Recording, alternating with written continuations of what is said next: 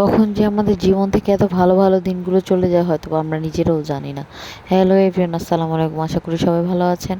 আজকে আপনাদের কাছে শেয়ার করলাম নিউ একটা ভিডিও, যেটাতে আমি কিছু কথা বলবো। সেটা হচ্ছে যে এত সুন্দর একটা দিন ছিল, হয়তো বা আমি নিজেও ভাবতে পারিনি যে কিছুদিন পরে আমি হঠাৎ করে এত অসুস্থ হয়ে পড়বো। হয়তো বা আমি নিজেও জানতাম না। তো আপনাদের সাথে সেই দুঃখের কথা পরে শেয়ার করি, আগে সুখের কথাটা শেয়ার করি।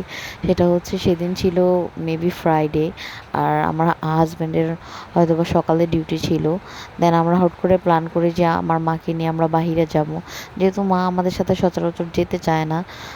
যদি মন চায়, ভালো লাগে, দেন ওই দিনই যায়। তো আমরা ভাবলাম যে হয়তো বা বাহিরে যেয়ে আজকে ডিনার করব। দেন যেইভাবে সেই কাজ, আমরা সবাই রেডি হয়ে বের হয়ে গেলাম। আম্মুকে অনেক কষ্ট করে রাজি করিয়েছি, সে যেহেতু বের হতে চায় না। দেন আমি, আমার ছোটো বোন, ছোটো বোনের হাজব্যান্ড, আমরা সবাই বের হয়ে গেলাম। এটা ছিল আমাদের বাসার সামনে, 10 টাকা রিক্সা ভাড়া লাগে। ক্যাফে অ্যান্ড জয় একটা রেস্টুরেন্ট। তো আমার হাজব্যান্ড আগে থেকে বলেছিল যে রাতে কিছু রান্না করো না, আমরা বাহিরে ডিনার করব। যেহেতু সোয়াদ এই রেস্টুরেন্টটা অনেক খুব পছন্দ করে আগে থেকে, এখানে অনেক খেলাধুলার জায়গা আছে বাচ্চাদের জন্য আলাদা।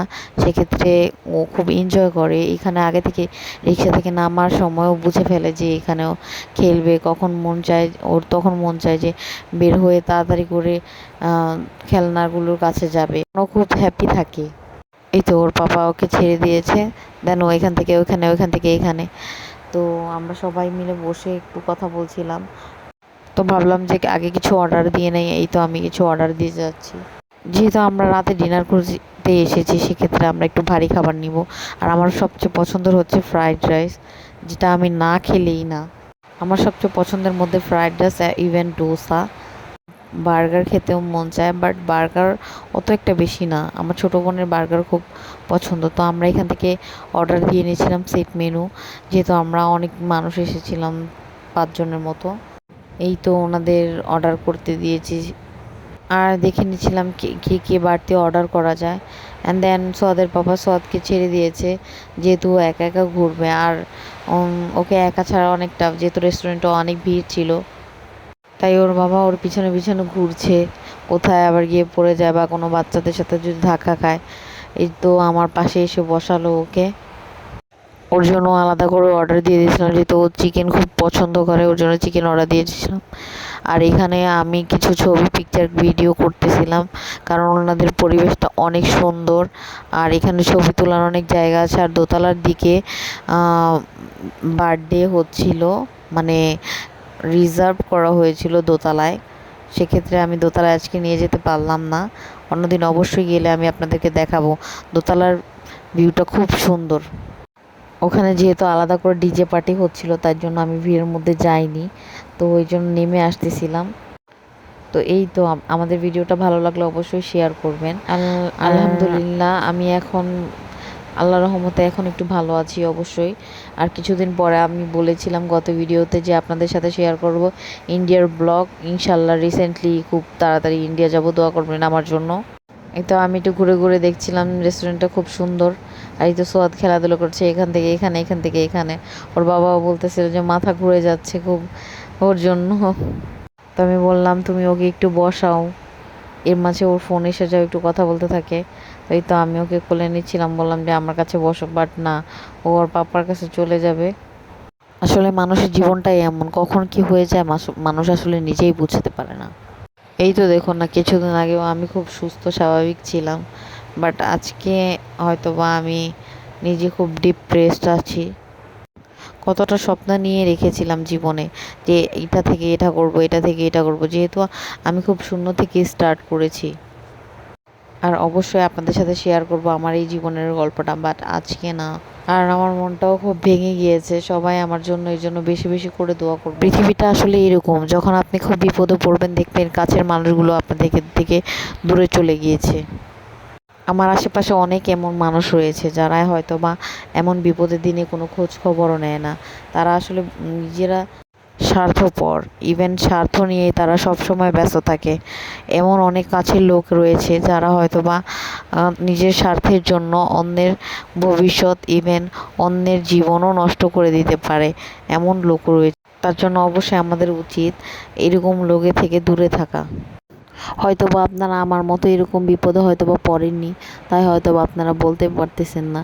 বাট জীবনে ঘটে গেলে তখন আপনারা বুঝতে পারবেন যে আপন লোকেরাই হয়তোবা এরকম স্বার্থপরের মতো বিহেভিয়ার করে।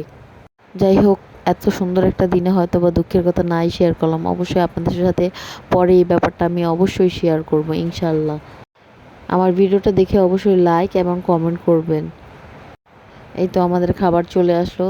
তো সোয়াদকে অবশ্যই একটা চিকেন খাওয়ানো উচিত। এই তো ওর বাবা একটু চিকেন ওকে খাইয়ে দিবে, আর আমি চেষ্টা করছিলাম ওকে একটু ভাত খাওয়ার জন্য, মানে ফ্রাইড রাইস খাওয়ার জন্য। তো এই তো আমার ভাইয়া এখানে বসে বসে গেমস খেলছিল।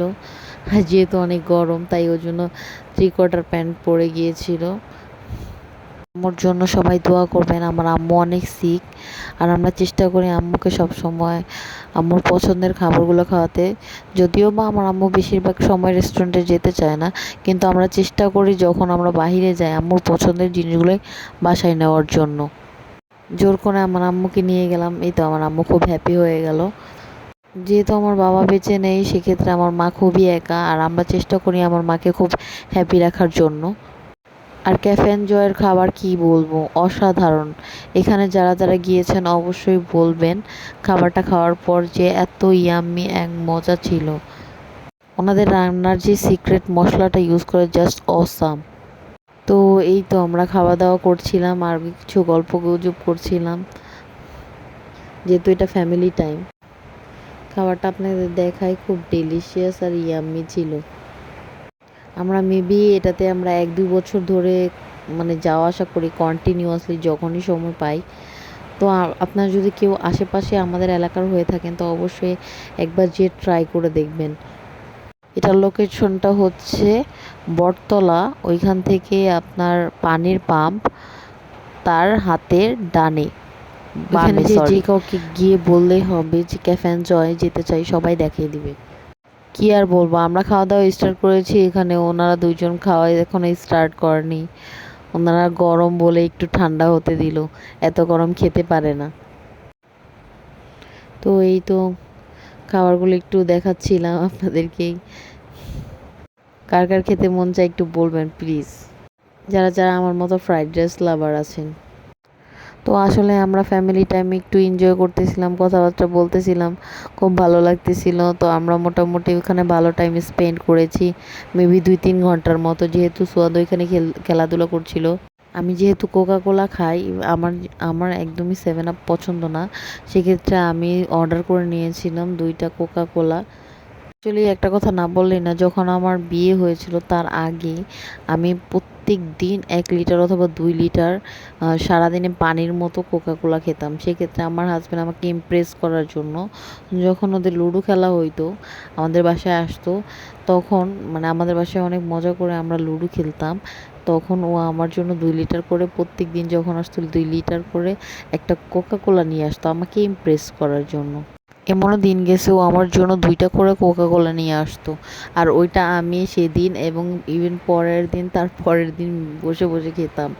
এত পরিমাণ কোকা কোলা লাভার ছিলাম। ও আমার ছেলেকে একটু খাইয়ে দিচ্ছিল ওর বাবা। তো আমাদের খাওয়া দাওয়া মোটামুটি কমপ্লিট। বাইরে গেলে আমরা দুজন একসাথে কখনোই খেতে বসতে পারি না। তো এই তো ওর বাবা এখন খাচ্ছে, আমাদের খাওয়া কমপ্লিট। সোয়াদকে আমরা ধরতেছিলাম, যেহেতু সোয়াদ এক জায়গায় কখনোই 5 মিনিটও বসে না, আর ও খুব চঞ্চল টাইপের একটা বাচ্চা। তো এই তো আমার হাজব্যান্ড কত সুন্দর করে খাচ্ছে, মাশাআল্লাহ। ওর কথা না বললেই না, ও যে এত ভালো একটা মানুষ, ও সবসময় আমার ভালো জিনিসটা চায়।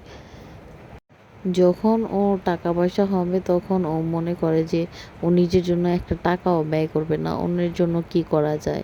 ইভেন 2 দিন পরে যে নিজের ভবিষ্যতের কথা ভাবে সেটাও ভাবতে ভুলে যায়। মাঝে মাঝে